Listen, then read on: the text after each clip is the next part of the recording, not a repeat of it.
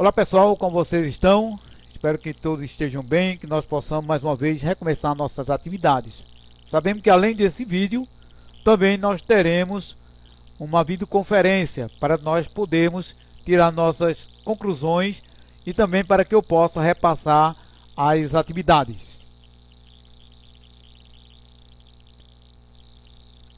Então vejamos.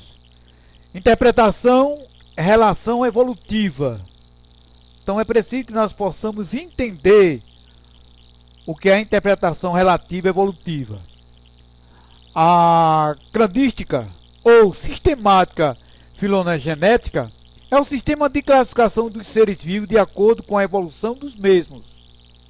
Trata-se de um meio de organizar os seres de acordo com suas características evolutivas, com o objetivo de entender as relações entre os organismos. Ou seja, essa relação evolutiva ela está visualizada no meio dos seres vivos, ou seja, visando elucidar a sua genealogia.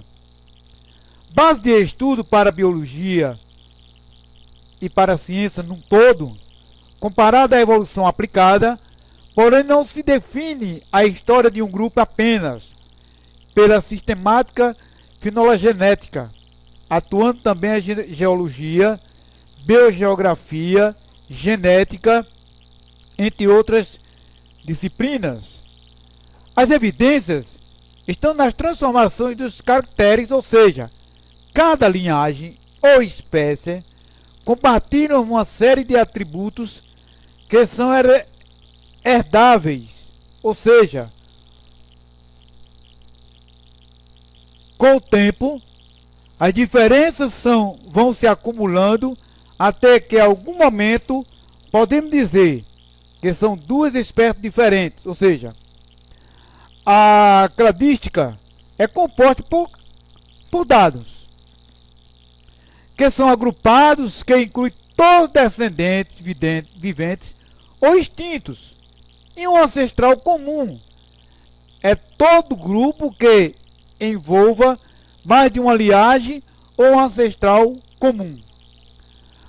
Alterações genéticas e físicas são denominadas caracteres, ou seja, as características de uma determinada espécie. Estes caracteres podem ser diferenças tais como variação DNA, anatomia, comportamento, entre outras características. Cada ramo representa uma linhagem que é agrupada, ou seja, no cladograma, é o que nós estamos vendo aí, cladograma, separamos ou agrupamos ou unimos os seres de acordo com suas características evolutivas. Os nós são os pontos da cladogênese, que representam grupos irmãos. Os níveis hierárquicos da classificação, nós podemos entender que constitui uma hierarquia que facilita a forma de estudar a vida. À medida que analisamos os níveis hierárquicos, observamos um aumento na complexidade de cada nível. Neste contexto, conheceremos melhor cada um desses níveis, estudando nas ciências, que são biológicas, iniciado com o átomo e seguindo até a biosfera. Então observe o quadro. O átomo.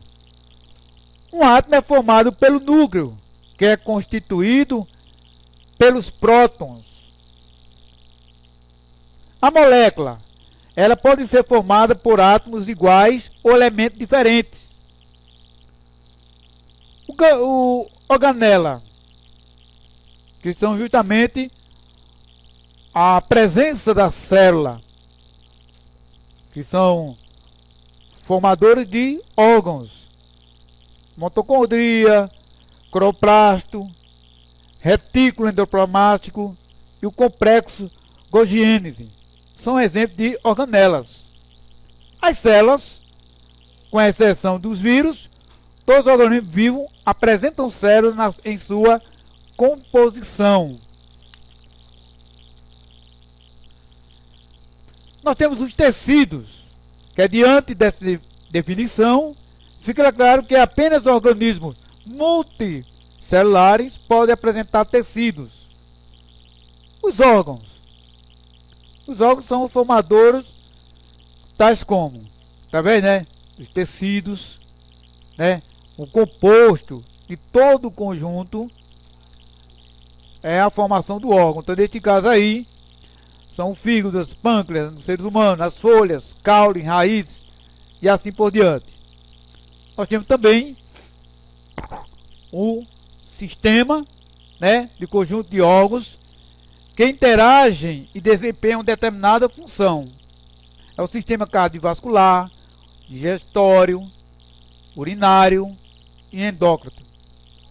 O organismo, um ser humano é um organismo. A população nós podemos dizer que é conjunto, né, onde uma determinada sociedade seja representada. No caso, o exemplo de girafas, que elas vivem aonde? Na savana africana. Uma comunidade é uma população, né, um agrupamento em grande escala, ou seja, nós temos aí alguns exemplos como girafas, leões, zebras. Esta comunidade, ela vive na região, na savana africana. O ecossistema. Por componentes ambióticos, entendemos os elementos sem vida de um ambiente, como água, solo, atmosfera e luminosidade. Então esses seres, eles são encontrados em uma região. A biosfera é a composição de todo o ecossistema que nós encontramos no planeta. A nomenclatura biológica. Então você vai observar aí como é que funciona a nomenclatura de um ser, de uma planta. Então ela passa por um processo aí. Neste caso nós temos um grande exemplo através desta arte. Então, pense como seria impossível todos os pesquisadores do mundo trocarem informações a respeito de um ser vivo que cada um deu um nome diferente a ele. Ou seja, as regras propostas por Linneu são claras.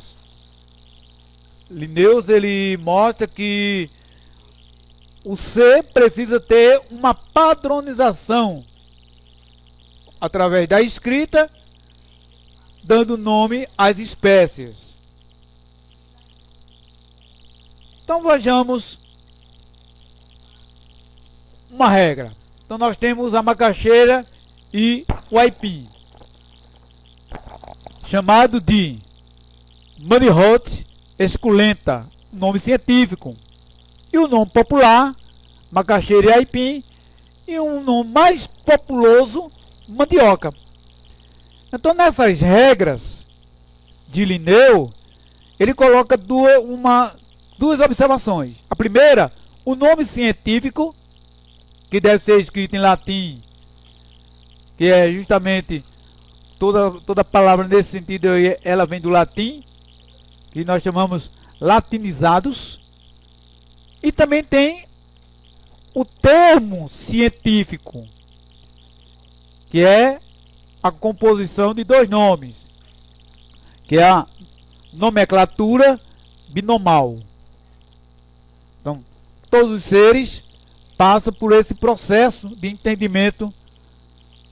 Então, o primeiro nome deve ter sua inicial maiúscula e de respeito ao gênero. O segundo nome é o építeto específico e deve ser escrito com iniciais minúscula. Então nós temos aí um elemento muito conhecido, é os eumagos. Nós temos a espécie, que nós temos a primeira parte, o gênero, a segunda parte, o héptico específico. Então vejamos, o milho. Então o milho ele é formado pelo gênero e pelo héptico específico. Zea, gênero, mais epíteto específico, que é justamente o nome científico do milho. Então, a evolução ou relação evolutiva de um ser se dá justamente isso, através do análise de relações, onde elucida sua genealogia.